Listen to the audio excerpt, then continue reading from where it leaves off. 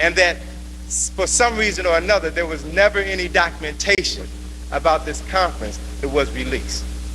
But if you read the popular literature, many of the major national magazines, Time, Newsweek, U.S. News and World Report, if you notice over the last 5 years, you've been seeing a plethora of cover stories that are reevaluating religion, reevaluating Jesus the Christ, reevaluating Moses, reevaluating the concept of heaven and hell.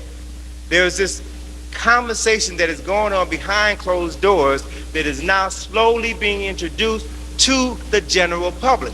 Why? What does that mean? It means that you are slowly being prepared for a bombshell that is going to be dropped in the very near future. And people are positioning themselves so that once this new information comes out, you can continue to look to them for continued leadership. I reference specifically an article that was published just this year, March of this year, in Harper's Magazine. The article was entitled "False Testament: How Archaeology Refutes the Bible's Claim to History." And it's written by Daniel Lazari, a Jewish writer who cited the latest biblical archaeological research that refutes the Old Testament. And let me just share with you some of the highlights that were in this article, because it's so profoundly significant.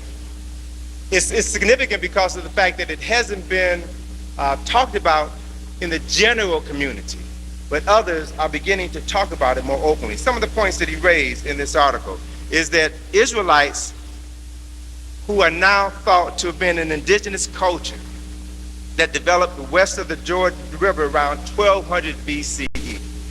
And they did not originate in Mesopotamia as they claim.